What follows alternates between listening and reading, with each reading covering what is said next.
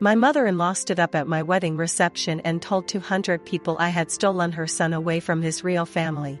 In front of my parents. In front of my boss.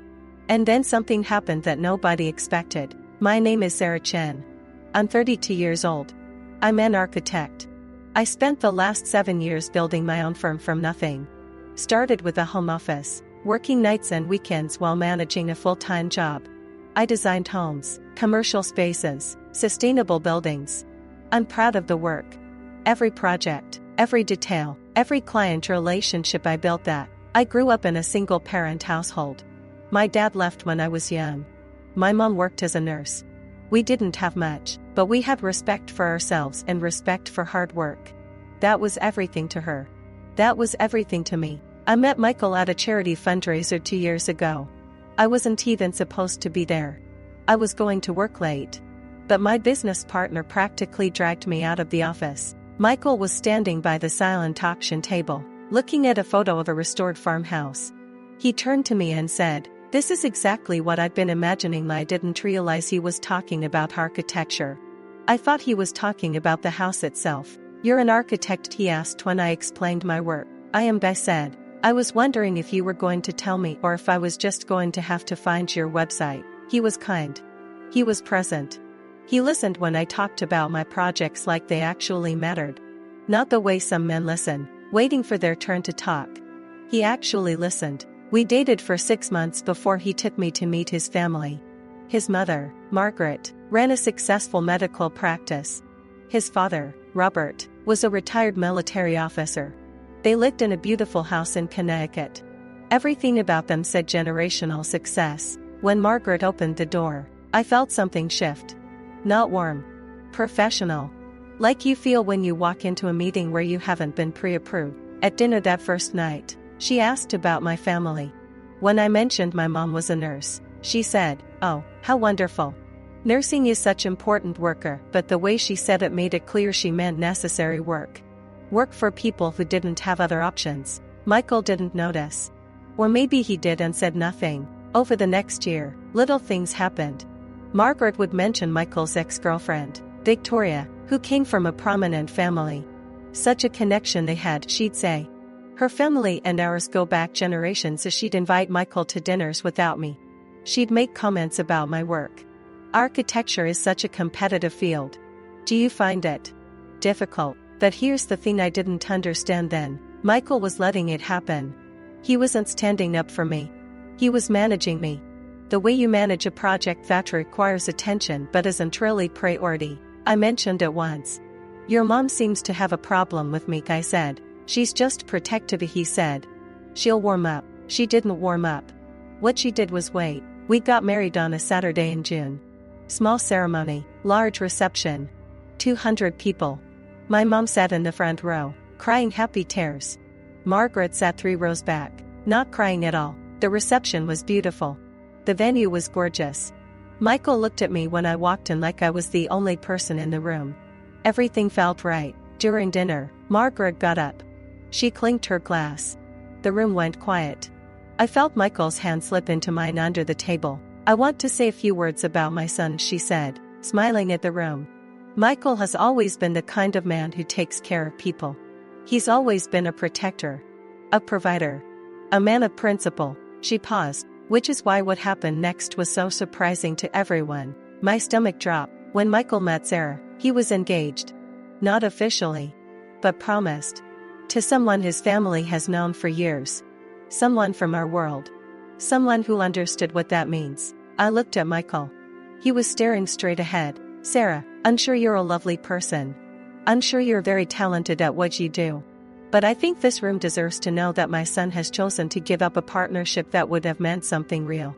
For someone he's known for a year. Someone whose family," she looked directly at my mother, "has nothing to offer but good intentions." The room had gone completely silent. "I hope I'm wrong," she said. "I hope my son knows what he's doing. I hope he's not making a mistake that he'll regret for the rest of his life." She sat down. She raised her glass. "To Michael and Sarah. May this last." The way she said it sounded like a threat. I looked around the room. People wouldn't meet my eyes. My mom was frozen, her fork halfway to her plate. My boss looked like she was physically uncomfortable. And Michael was looking down at his plate. I didn't cry. I didn't get angry. I got very, very quiet. I folded my napkin. I stood up. I looked at Michael. I said, I'm going to go get some air. I walked out of that reception in my wedding dress. I walked past the dance floor, past the bar, past my confused friends, out into the parking lot. It was a beautiful June night. Warm. The sky was clear. I sat in my car in the parking lot of my own wedding reception for about 20 minutes. Michael came out. He found me immediately. He got in the passenger seat. That was not okay, he said. No, I said. It wasn't. I didn't know she was going to say that. Michael, you didn't know. Or you didn't want to know. He didn't answer. Because there's a difference between being blindsided and being complicit. And I need you to be clear about which one this is. He said he loved me. He said his mother was wrong. He said he would fix it. But here's what he didn't do. He didn't come back inside with me. He didn't stand up and defend me in front of those people. He didn't choose publicly. I went back in. I finished my reception. I danced with my mom. I smiled for photos. I did everything you're supposed to do, but I already knew. We went home. We had a honeymoon planned for 2 weeks. We went. But the whole time, something in me had shifted. When we got back, we talked. Michael said he would talk to his mother. He said he would set boundaries. He said things would be different, but they weren't different. Because Michael didn't actually see a problem with his mother. He saw his wife making things difficult. He saw me not being understanding enough. He saw me making an issue out of something that was just how family is. My mom came to visit after we got back. We sat in my kitchen and she said to me, you have to decide what you're willing to accept. Because nobody can decide that for you. I thought about what his mother had said. About me not having anything to offer but good intentions. And I thought about everything I have actually offered. The company I built. The work I do. The respect I have for myself. I realized something. I had spent so long trying to make Michael's world believe I was worthy of being in it. I had forgotten that I had always been worthy. I had built something real. My mom had raised me right. And I was going to accept being treated like I needed permission to exist in my own marriage. I told Michael, I need you to have a conversation with your mother. And in that conversation, you need to tell her that what she said was unacceptable. That you chose me. That this is not negotiable. That if she wants to be part of our life, she does it with respect or she doesn't do it at all. He said he would think about it. I said, don't think about it. Do it. Or I'm done. Because I meant it. I was done. Not just with his mother. With the idea that I needed to earn the right to be treated with basic respect. I had already done that. I had already proven myself. By existing. By working. By showing up. That was enough. Michael had the conversation with his mother. She didn't apologize. Not really. But she stopped. She showed up to some events and didn't. She accepted that the boundary existed. Is it perfect? No. But I'm not looking for perfect anymore. I'm looking for respect. Here's what I know now. The people who love you don't make you prove your worth. They believe it from the beginning. And if they don't, no amount of achieving, working, building, or succeeding will convince them. Because the problem was never you. The real question isn't am I worthy? You already know the answer to that.